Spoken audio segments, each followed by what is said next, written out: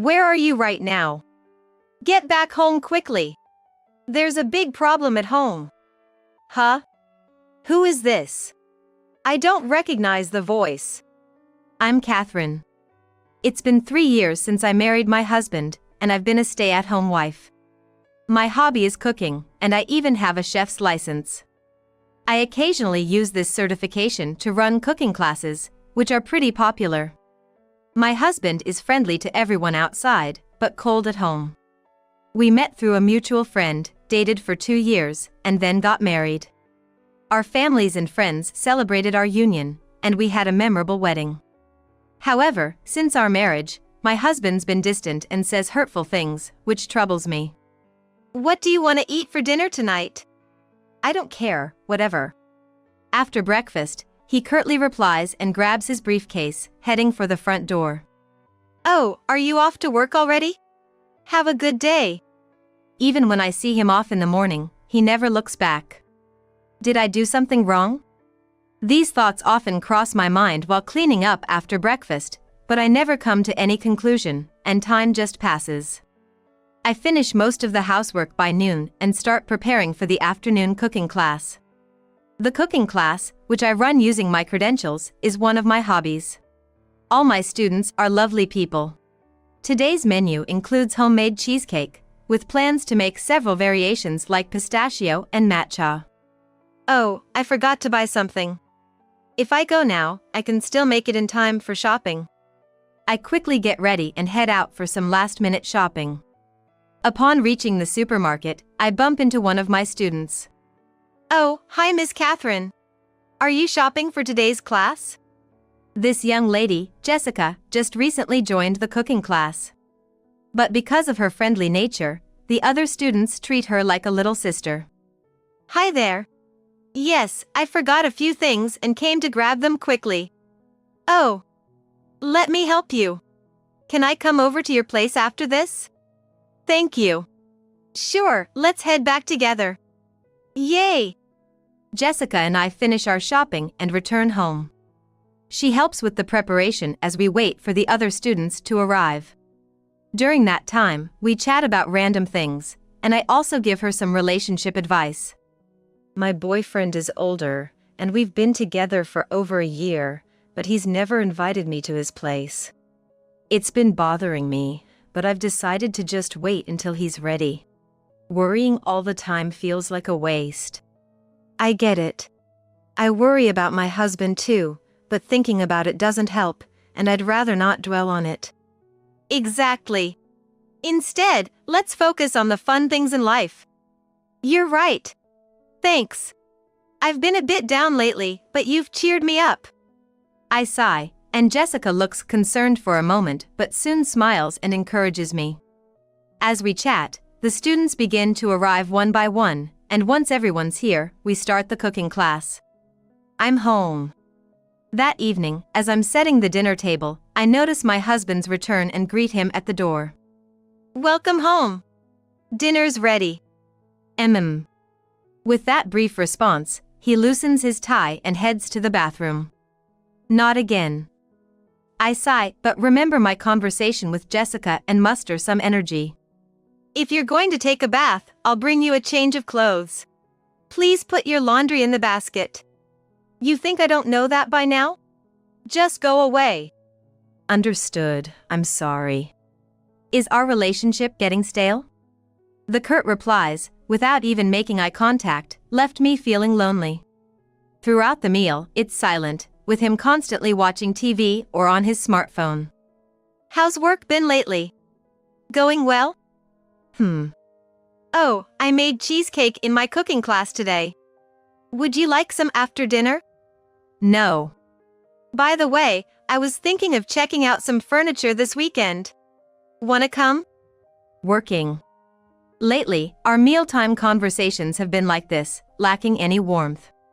Even though we're sitting together, I just wish we could have even a trivial chat.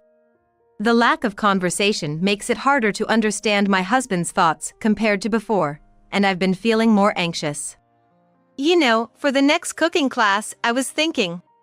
Before I could finish, my husband abruptly set down his fork. Can you be quiet? I can't hear the TV. Do you just enjoy bothering me? Clearly irritated, his words made me tense up. Who do you think allows you, who's only good for housework and cooking, to even run these cooking classes? I'm tired from work. Can't I have some peace at home? The harsh words, combined with his glare, deeply hurt me, but I chose to remain silent to avoid making things worse. The fact that the first time our eyes met today was when he was glaring was another blow. Just stop it. Don't talk to me. The rest of the silent meal felt longer, and I couldn't even taste the food. A month later, my husband stopped talking altogether. No good morning, no I'm off to work, nothing. He would even ignore me when I spoke to him. At this point, I desperately wanted to know the reason, but fear held me back from asking. Good morning. Breakfast's ready. I continued to speak to him, even though I knew he would ignore me. Maybe he's facing some problems at work and is just venting his frustrations on me. I tried to think positively, telling myself that perhaps he's just seeking comfort in this way.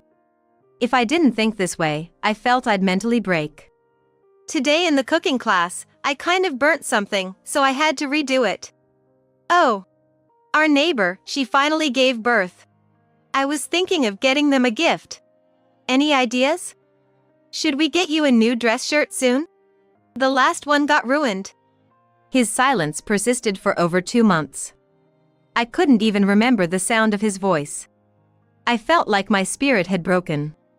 I began to wonder if we could even continue as a married couple.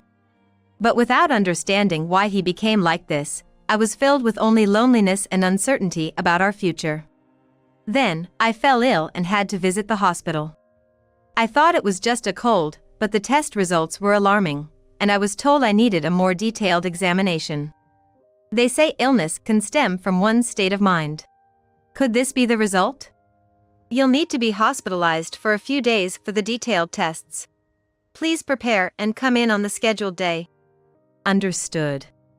After receiving my test results, I was contemplating how to break the news to my husband. It would be great if the detailed examination shows no issues, but if they found something.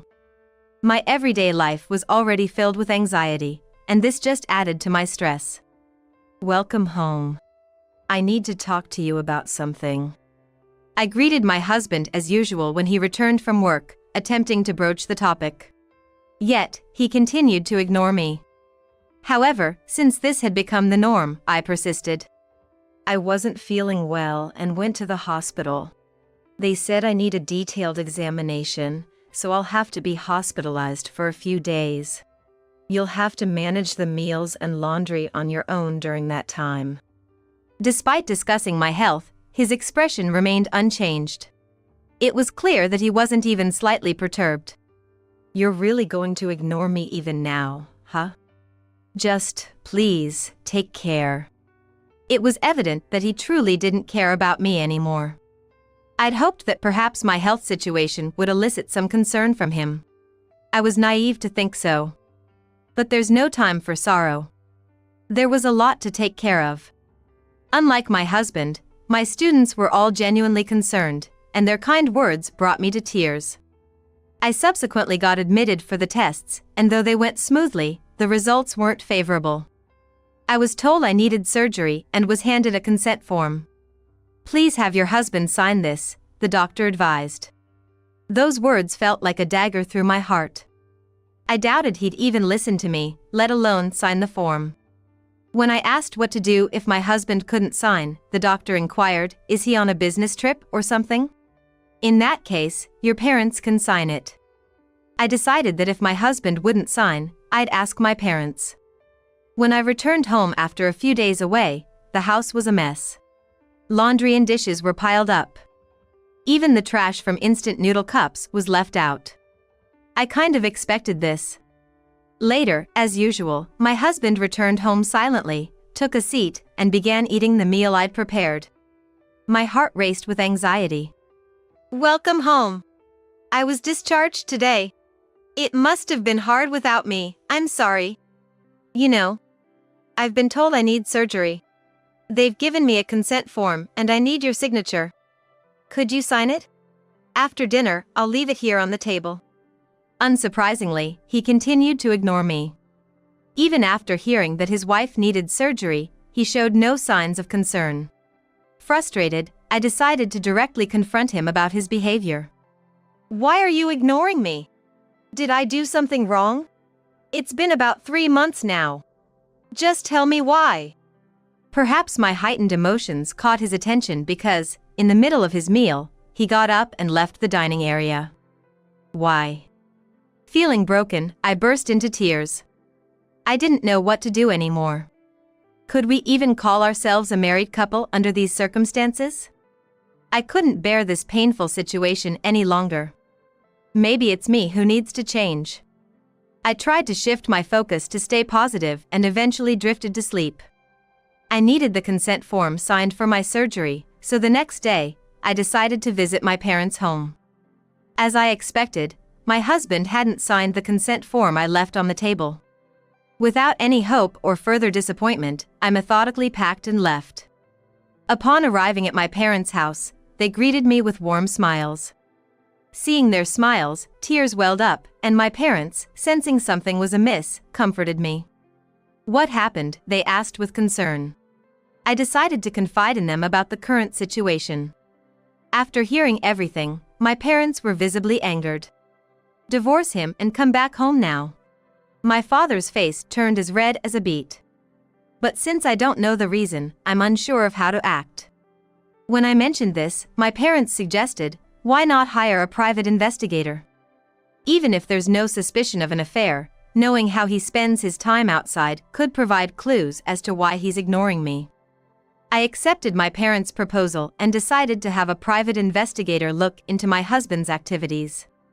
After consulting with the agency, they planned to conduct the investigation during my surgery and hospital stay. They would update me once my health stabilized. The agency was very cooperative and promised to get on it immediately. Discussing it with my parents and the investigator helped alleviate some of my anxiety. On the day of my hospitalization, my parents, who had signed the consent form, accompanied me. They waited outside the operating room the entire time, ensuring I felt at ease going into surgery. The operation was successful, and my recovery went smoothly. When I felt better and contacted the private investigator, they informed me that the report was ready. I promptly invited them to the hospital where, in the presence of my parents, I heard their findings. Based on our findings, your husband is having an affair. My heart raced at those words, and my hands began to tremble. Seeing my reaction, my mother comforted, you don't have to hear this if you don't want to. But I insisted on knowing the details. If you ever feel overwhelmed, let us know. For now, I'll continue. The woman involved works at the cafe located on the ground floor of your husband's office building.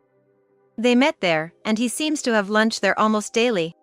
They frequently meet up after work and head to a hotel. We gathered substantial evidence quickly. It appears their relationship has been a topic of office gossip for over a year. Over a year? We've only been married for 3. So he started the affair less than 2 years into our marriage? It seems that way. When did you first notice a change in his behavior? Reflecting on it, I realized his demeanor had shifted after our first year of marriage. I hadn't suspected an affair then, but the timeline now made sense. I did notice he became distant after our first year. So, he had someone else by then. How foolish of me not to see it. Wanting to shield my parents from further distress, I put on a brave face, but tears betrayed me. They looked heartbroken beside me. I understand how you feel. With this much evidence, you can file for divorce. It's not my place to say, but you don't have to endure this any longer. The decision, of course, is yours. Looking at the photos again, I noticed my husband's laughter in the evidence. A sight I hadn't seen at home in ages. But now, it was directed at another woman. On closer inspection, I recognized her. Is that Jessica? I had overlooked her presence in the initial photos because I was focused on my husband. But now, I recognized her as Jessica. You've got to be kidding me. Do you know this woman? Yes. She's a student in my cooking class. I can't believe Jessica is the other woman. So you knew her? I'm truly sorry to deliver such distressing news, and it pains us too. However, it appears that this woman doesn't know your husband is married. In other words, she's unaware she's involved in an affair. Upon hearing this, a conversation I had with Jessica came to mind. I remember Jessica mentioning something about her boyfriend not taking her home. That makes sense. Being married, he can't exactly bring her home. We also did some digging on her. She has a good reputation. Given that your cooking class was on hiatus during our investigation, we never suspected you'd know her. What do you plan to do? The idea of Jessica having an affair was hard to swallow, but I felt the need to speak with her. If she knew and still chose to get involved, I'd want to hold her accountable. Regardless, I had made up my mind about my husband. I'm gonna divorce him. Immediately. And I'd like to speak with Jessica first. Depending on our conversation, I'll decide my next move concerning her. Upon hearing my decision, my parents encouraged me to move back home without delay. The investigator, with a warm smile, reassured, "We'll support you in any way we can." I felt stronger knowing I wasn't alone. After my discharge from the hospital, I seized the opportunity when my husband was at work to pack up my belongings. The state of our home was pitiful. But that no longer mattered to me. I packed only the essentials and left the house, leaving behind the business card of a divorce attorney on the table. Outside, my parents' car awaited, and I rode with them back to their house. 2 weeks later, my husband called. Just seeing his name on my phone's screen made my heart race and my hands tremble. But I picked up the call with unwavering resolve. Hello? Where are you? Get back home now. The house is a mess. Hearing his voice after so long, it sounded harsher than ever. Who is this? I don't recognize the voice. That comment seemed to infuriate him further. I'm busy. Please don't disturb me. You think you can make a fool out of me? Get back here and clean up. I don't recognize the voice, so I'll hang up now. I immediately ended the call. I once yearned to hear his voice, to speak with him. Now, just hearing it repelled me. After hanging up, the weight lifted off my shoulders, and I let out a deep sigh. At that moment, there was a knock on my room door. My mother peeked in, smiling gently, suggesting we have some tea. As we chatted over tea, the home phone rang. Picking it up, it was, unsurprisingly, my husband again. Oh Bob, hi there. It's been a while. What's up? That's my mom. She handles situations with such composure. And there's my dad, looking furious like a storm brewing. It's been a while. Is Catherine with you? Yes, she's here. As I expected. Actually, Catherine left with her belongings. She's adamant about getting a divorce. I want to talk things out, but discussing with Catherine is fruitless. Could you please ask your daughter to come back? Yes, I'm aware of the divorce situation. Could you agree to it? What? What are you talking about? I don't want a divorce. And, for the record, Catherine's the one at fault here. She left without doing any housework. Don't you think she's failed as a housewife? I don't think so at all. But if you feel that way, isn't that reason enough to get a divorce? If she just takes care of the house, I'd be willing to give her another chance. You've really lost your morals, haven't you? Excuse me? From what I gather, you just want someone to do the chores, right? Why not hire a maid? Plus, not signing the surgery consent, not visiting during surgery or her stay at the hospital. What's your deal? Not supporting your wife during hard times makes you less of a man and more of a monster. Well, I've been swamped with work. That's not it, is it? You found it bothersome, right? And now, with the house in a mess since there's no one to clean, you're searching for Catherine? She's not your maid, you know. Get it together. Hey, you piece of work, I'm surprised you even dared to call. What? Letting my daughter marry you was the biggest mistake of my life. What do you think you're doing to someone's daughter?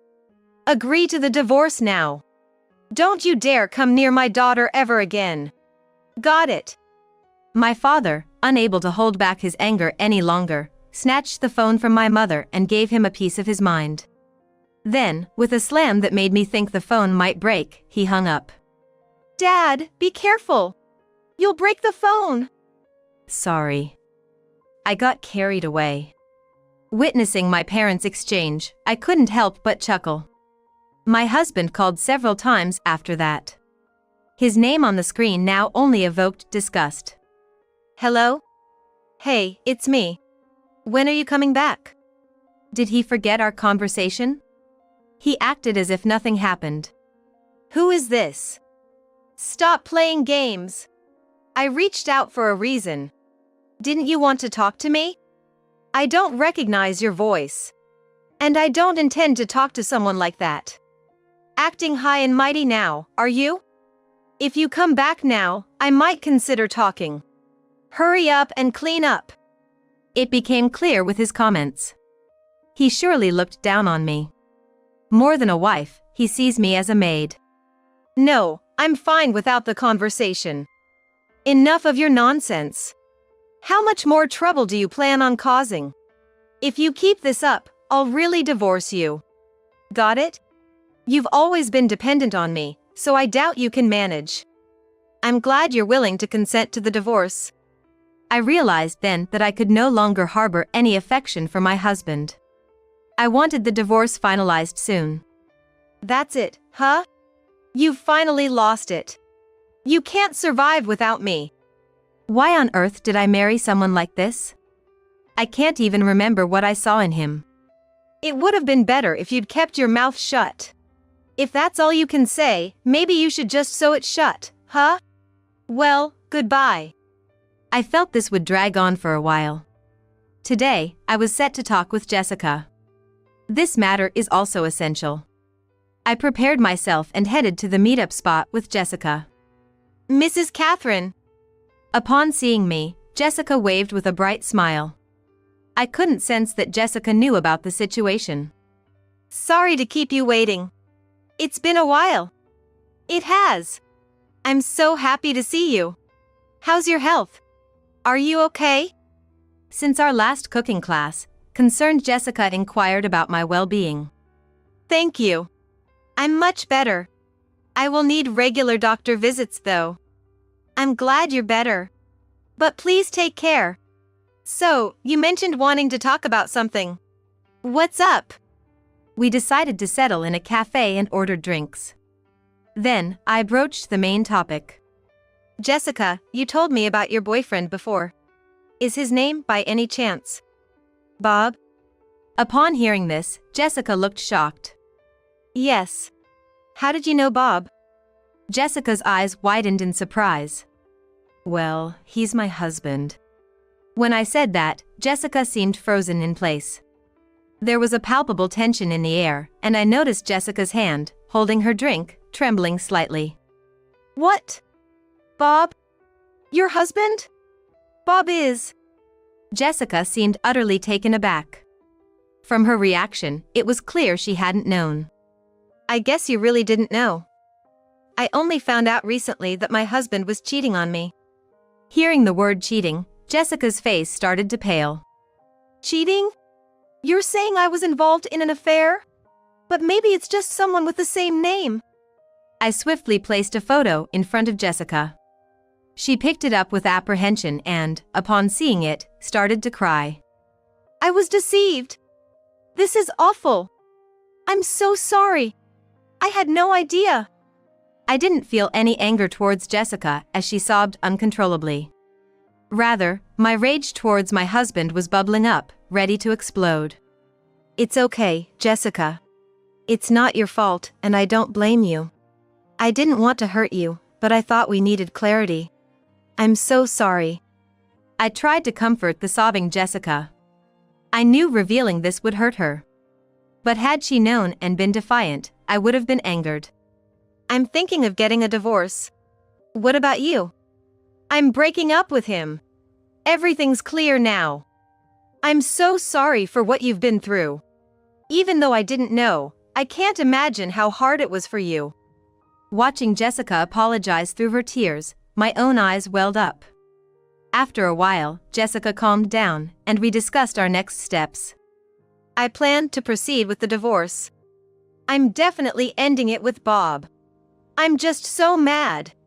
I know it might seem strange for me to offer, but I can provide lots of evidence of his infidelity. Let's make him pay for this." Seeing Jessica, also a victim, willing to help, made me somewhat envious of her resilience. I placed my drink on the table and extended my hand towards Jessica. "Thank you. Let's do this." "Yes." Jessica grasped the hand I offered, and we shared a firm handshake. The next day, I decided to visit a lawyer's office. If Bob didn't agree to the divorce, we might have to go to mediation. Wanting to be proactive, I took all the evidence, including what I got from Jessica, to the attorney. After consultation, they said the evidence was sufficient and suggested sending a formal notice and moving forward with the divorce. I agreed. 3 days later, Bob called as usual. Until then, I'd been ignoring his calls, but I picked up this time. "Hello? Finally. You've been ignoring me. I told you I don't want a divorce. You have to come back. The house is a mess, and we're getting complaints from the neighbors. It's all your fault. Get back here now." From his tone, it seemed he hadn't received the notice yet. Well, it was probably too soon for that. I responded while mulling this over. "I said I want a divorce. After all this silence, don't expect me to jump at your every whim. Plus, there's more you're not aware of." As I said this, I sensed Bob's unease. "What the hell are you talking about? I've done nothing wrong." "Oh, Bob? Long time no see." While Bob was rambling, I handed the phone to Jessica. As it happened, we were having coffee at that moment, and she had decided to take the call. "What? Jessica?" Bob's shock was evident even over the phone. "Yeah, it's Jessica. I'm currently having coffee with your wife." What are you talking about, Jessica?" "It's pathetic. Everything's out in the open, including the fact that you deceived me. And after hearing from your wife about how you've been neglecting her, especially when she was sick, I think you're just the worst. The fact that I even spent a second with someone like you makes me sick. Stay away from me. Don't you ever contact me again. Go to hell, you jerk." Jessica's demeanor was something I'd never seen before, her tone and way of speaking so unlike her usual self. She's kinda scary when she's angry, I thought to myself with an oddly detached sense of amusement. "Hey! What's up with you, Jessica? You're not your usual self. Come on, be your upbeat and positive self like always." "Shut up, loser. By now." Saying that, Jessica's face reverted back to her usual cheerful and cute self as she handed back my phone. "Here you go." What a refreshing face she had. It even made me feel a bit lighter. "You get it now, right? I think you'll be hearing from the lawyer soon." Saying that, my husband, unable to hide his panic, had a quivering voice. "A lawyer? No, you got it wrong, Catherine. Jessica was just a fling. You know how they say cheating is a mark of a man's prowess? I was just trying that out. I mean, of course, you're my number one, Catherine. And look, I wasn't ignoring you. Yeah, my hearing's been bad lately, and sometimes I can't hear properly. So, that's why I might not have heard about the doctor's appointment and stuff. I just broke up with Jessica, and you're the only one for me." The more he spoke, the more disgusting he sounded. His voice was mixed with panic, and he even used an overly familiar tone with me. His lame excuses almost made me hang up. "Do you know what prowess means? It means the energy and resilience to see things through and a dependable character. So, in other words, someone like you, who doesn't have a shred of prowess, has no right to cheat." "Well, I think anyone who cheats lacks prowess anyway." "Oh, And don't contact me directly anymore. From now on, communicate through the lawyer. Honestly, you're just gross. I don't want anything to do with you anymore. Goodbye. Wait. I'm sorry. I apologize. I won't ignore you anymore, and I won't cheat anymore.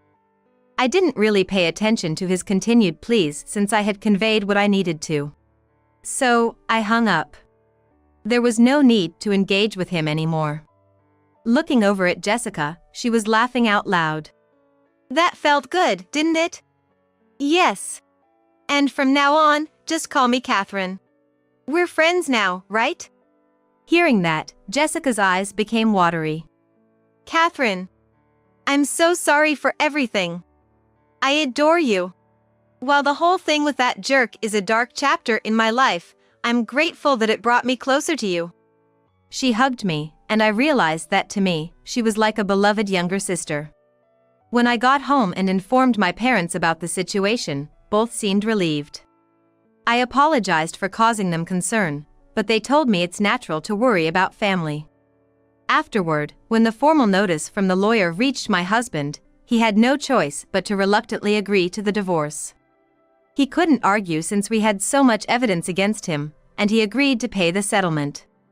When the lawyer visited his place, it was so filthy and stank that they decided to discuss matters outside. Some nosy neighbors overheard their conversation. And since one of them was notorious for spreading gossip, soon the whole neighborhood knew. My ex-husband, finding it unbearable to stay, moved back with his parents. Later, I learned from his parents, who called to apologize, that he had quit his job and was now living as a recluse. As for me, after finalizing the divorce, I resumed my cooking classes and am enjoying it.